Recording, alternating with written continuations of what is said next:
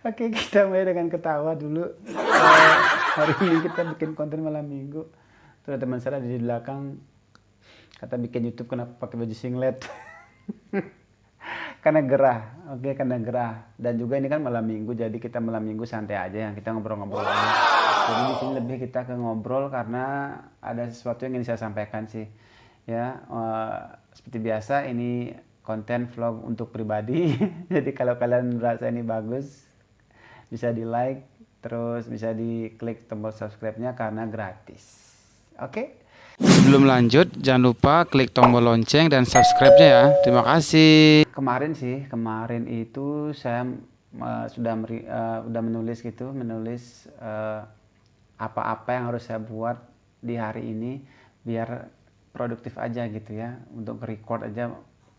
Karena kalau kita lihat videonya ya, dari awal saya bikin video, terus saya liatin kayaknya seru juga ya nih dari pagi ngapain, dari pagi, siang, nggak sore, hingga malam hari ini. Ini udah malam hari ya, udah malam. Nyamuk lewat. Nah, tadi pagi saya mulai bangun itu jam jam 6.30 kayaknya. Karena ini juga hari libur, jadi saya bangun jam 6.30, agak pagi.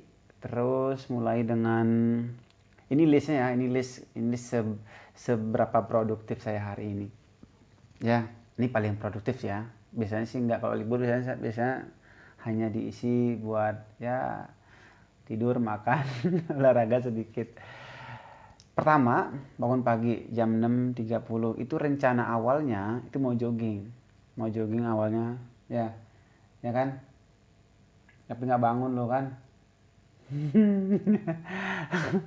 Oke, nggak bangun. Jadinya jam 6.30 kita start rapiin kamar. Rapiin kamar, terus nyapu. Habis nyapu kita ngopi, bikin kopi, terus sarapan apa namanya, roti gandum gitu. Biasa itu untuk mulai hari, emang saya sering makan roti gitu. Terus bisa ngopi, sarapan. Terus di agenda saya itu saya tulis itu hari ini mau merapikan taman.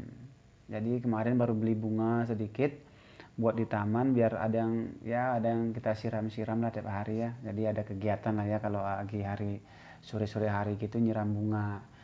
Terus karena ini libur, saya nyuci baju, nyuci spray, dan itulah punya gitu, nyuci-nyuci gitu.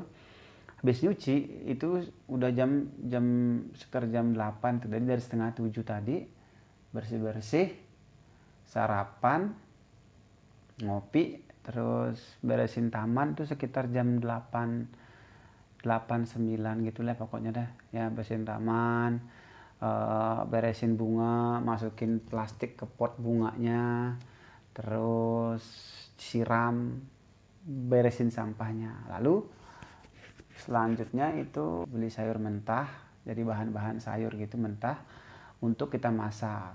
Dan hari ini tadi habis kita beres-beres itu nyuci bersihin taman, saya masak sayur bening bayam sama oyong, terus goreng tempe walaupun sedikit gosong. Gosong ya di tempenya ya. Oke, tempe agak sedikit gosong, terus timun, lalu sambal. Jadi sambal tomat. Jadi ini sambal, saya suka sekali bikin sambal ini karena enak. Terus makan. Nah, siangnya tadi rencananya itu, tapi ini nggak ke-record karena baterainya udah mulai lemot lagi. Baterainya udah mulai low, jadi nggak saya bawa HP. Itu kita hunting, cari peralatan pertukangan. Jadi buat pangkas pohon. Kebetulan ini di rumah nggak ada apa namanya, parang sama apa ya namanya itu ya, kalau bahasa Bali itu belakas. Jadi cari itu tadi keliling lumayan tuh, daerah Cakung lumayan jauh, tapi nggak ada tempat yang biasa saya lewatin dagangnya itu nggak buka. Mungkin ini karena hari libur ya, dia juga ikut libur jadi nggak buka. Ya udah, jadi selesai, karena nggak dapat pulang lagi. Nah, perjalanan pulang mampirlah saya ke dagang bunga lagi. Nah, rencananya mau beli Kamboja Bali sama mirip Kamboja, saya lupa namanya apa namanya, mirip Kamboja. Ini gini gambarnya, mirip Kamboja yang kecil gitu, tapi tadi mau beli agak mahal, jadi uangnya nggak kebawa di dompet, jadi nggak jadi beli. Pulang. Nah, ini yang mau saya ceritakan hari ini di malam minggu ini, karena malam minggu kita di rumah aja, karena kita kan udah senior, jadi nggak ada lagi malam minggu. Oke, kita nggak ada istilah malam minggu, udah senior, selesai malam minggu. Oke, terus kita mau review sekarang tentang investasi. Oke, investasi. Jadi kalau kalian ya, bagi kaum milenial, bahkan kaum yang di atas milenial, maksudnya sebelum milenial, udah kaum tua gitu, sering terkena ini investasi bodong. Jadi banyak bertebaran di media sosial atau dunia maya itu investasi-investasi yang menawarkan keuntungan yang besar. Nggak bisa dipungkiri juga ya, karena ini masa pandemi gini banyak orang membutuhkan tambahan penghasilan, tambahan income gitu ya. Jadi orang-orang pun sekarang di luar sana ya, yang berniat untuk menipu juga banyak, menciptakan peluang-peluang bisnis baru, berkedok investasi dengan imbal hasil yang tidak masuk akal, yaitu 50% ke atas. Kebetulan beberapa hari yang lalu, sepulang kerja saya mampir ke kantor polisi untuk ngurus sesuatu di sana. Jadi ketemulah sama ibu-ibu yang lagi panik di situ. Ibu-ibu itu sudah setengah baya, paling sekitar 50-an begitu. Lagi panik mencari polisi ruangan untuk melapor penipuan. Jadi ibu-ibu ini lihat ada di grup chat Telegram katanya. Jadi dia melihat ada peluang bisnis yang dimana orang yang ngechat di situ tuh mirip sama dengan temannya. Jadi saya ngobrol di situ. Jadi ibu ini dia kira itu temennya karena namanya kebetulan sama. Setelah itu ibu ini langsung mengikuti step-stepnya bagaimana join di situ gitu. Dan ibu itu join dia di level yang paling kecil, yaitu 2 juta rupiah. Ya, itu paling kecil katanya. Nah, 2 juta, lalu ibu itu melakukan transaksi dengan menggunakan internet banking mungkin, atau pokoknya itulah e-channelnya BCA. Terus ditransferlah sejumlah 2 juta. Singkat cerita, dimintalah ibu itu untuk mengisi form, kayak form online gitu, mengisi data diri.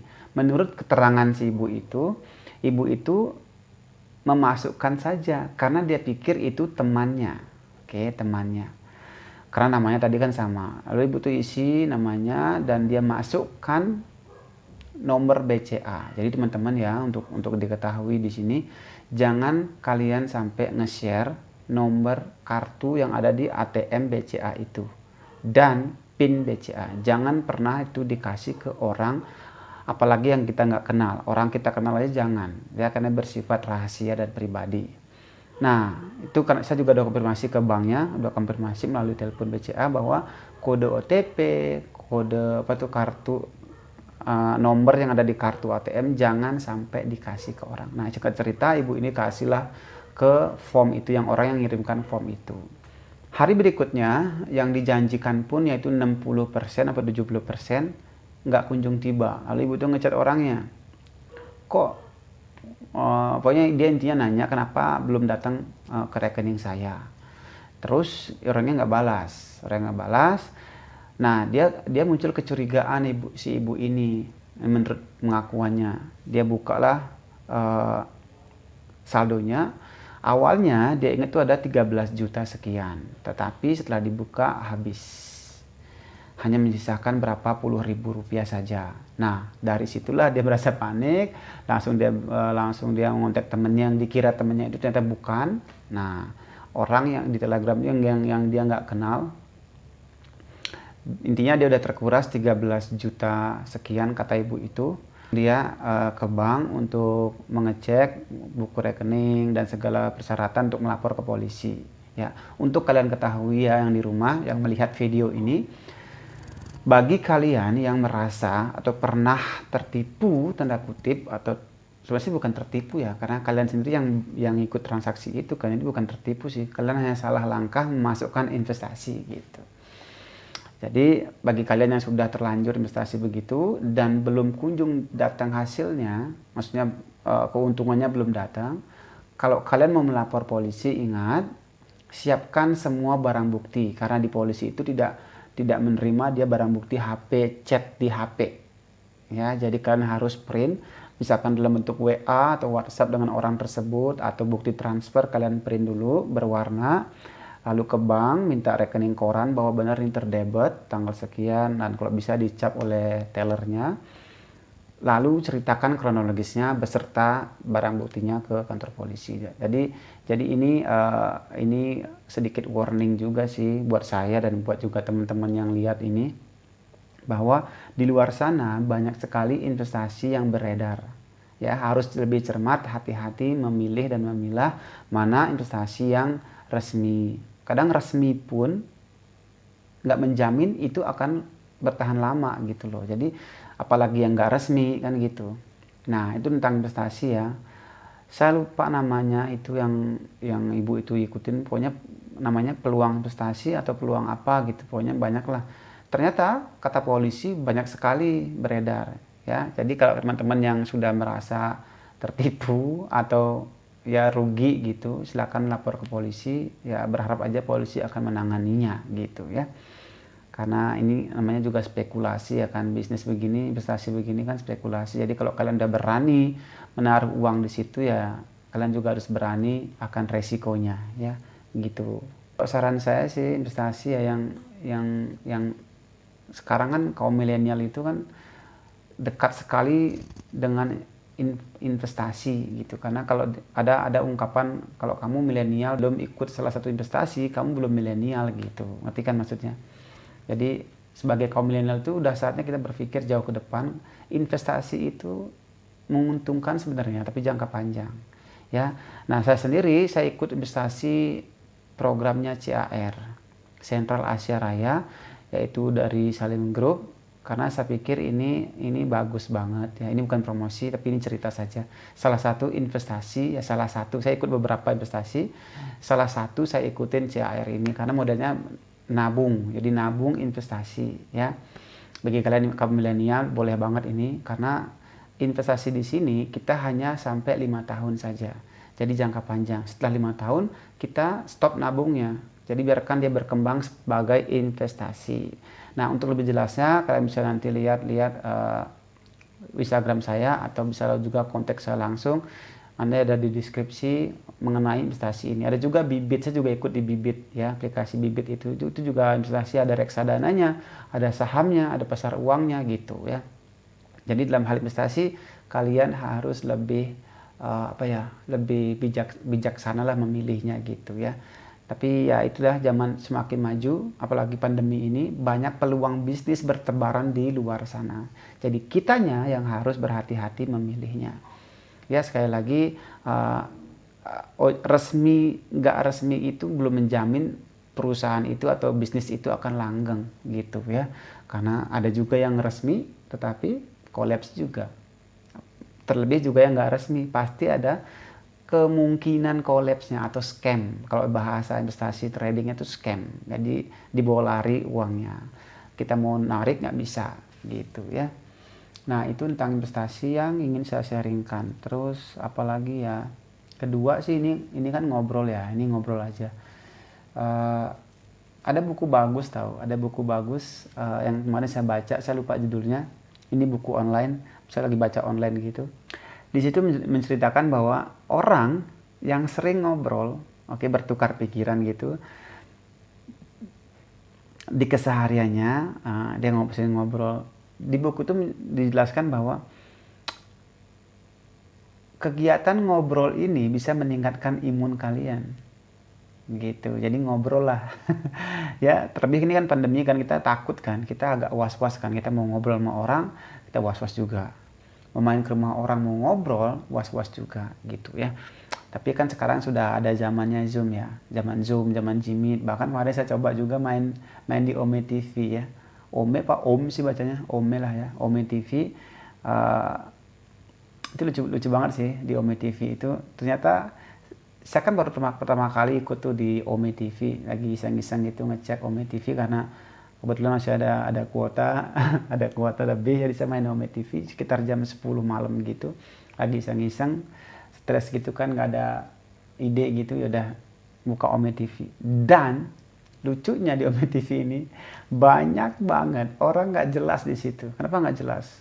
Ketika saya klik kan itu ada pencarian kan, pencarian dan hentikan gitu, ada tombol gitu. Ketika kita mencari itu nanti ada pilihan semua negara. Ini bagi kalian yang belum tahu Ome TV, aplikasi Ome TV gitu. Jadi itu semua negara ada. Itu banyak negara kok ada pilihannya, termasuk Indonesia. Kita klik aja mencari orang untuk ngobrol. Jadi kayak aplikasi chatting gitulah. Tapi ini ada mukanya, berinteraksi begitu. Nah, saya klik itu. Itu sampai kurang lebih sejam saya main. Itu isinya orang nggak jelas, banyakkan orang alay, tapi ada juga orang yang benar gitu. Ketika saya klik itu udah sekian kali klik pencarian gitu, ada orang yang rapi datang, ketemu di situ, menawarkan bisnis tuh kan. Artinya banyak orang sekarang di banyak platform sudah mulai mengembangkan jaringannya. Ada yang melalui Ome TV, ada yang melalui Facebook, apalagi WeChat, Line, WhatsApp, banyak banget gitu. Ketemu juga orang yang nawarin bisnis di Ome TV.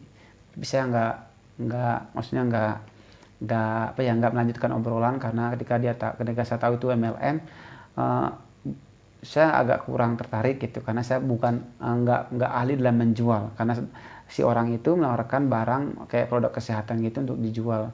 Dan saya sudah pernah juga ikut salah satu MLM, cuman yaitu balik lagi keahlian saya tuh nggak bisa menjual barang itu. Tapi saya akuin semua produk MLM itu good, kayak bagus-bagus semua, karena kesehatan kan bagus kan. Tapi saya nggak lanjut ke, karena saya nggak tertarik. Terus saya cek lagi, sejam itu dari luar negeri. Saya coba cek, ini lucu aja sih, saya cek negara Inggris gitu. Ada lagi mana ya, Taiwan, terus Rusia. Tapi yang muncul malah orang Indonesia. Lucu banget deh pokoknya Ome TV. Jadi sejam itu saya lumayan tuh ketawa-ketawa sebelum tidur ya. Nah, terus lanjut ke bukunya. Nah, buku tadi menjelaskan bahwa ketika kita ngobrol dengan orang, berinteraksi, bertukar pikiran, apapun itu obrolan kalian, itu meningkatkan imun dan membuat kita manusia panjang umur. Kata begitu. Oh, kalau saya di kampung ya, di rumah gitu, di kampung, orang sering ngobrol memang. Makanya orang-orang kampung itu panjang umur ya. Orang-orang kota coba nih, kita sekarang di Jakarta nih, tetangga sebelah saja ya, kalian boleh cek deh, misalkan kalian tinggal di komplek gitu atau di perumahan gitu, jarang orang tahu tetangganya satu sama lain, pasti jarang. Terlebih pandemi ini ya kan, mau ngobrol harus pakai masker dulu, jaga jarak, ribet gitu. Jadi lebih baik mereka nyari aman di rumah. Malam minggu nih kayak sekarang nih, teman saya chat, teman-teman kerjaan gitu, dia bilang serba takut gitu, serba curiga gitu. Kita was-was mau pergi. Akhirnya apa? Dia berakhirlah malam minggunya nonton sinetron Ikatan Cinta. Gitu ya. Jadi di buku itu bagus banget. Jadi kita harus ngobrol ya. Makanya saya bikin vlog ini, ngobrol untuk meningkatkan imun saya. Ya enggak? Tuh kan, jam segini bikin video ngobrol pertama saya. Semoga nanti ke depan ada teman yang saya ajak ngobrol di sini melalui Zoom nanti ya, atau melalui aplikasi lain. Ya, ini cerita saya. Saya Kadek Agus Subiksa, dari sini saya izin pamit dulu untuk ngobrol yang pertama. Sampai ketemu lagi di ngobrol yang kedua lain hari lagi ya. Semoga kalian di rumah semakin sehat, bahagia, berkumpul dengan keluarga. Bye bye, sampai ketemu lagi berikutnya. Bye bye.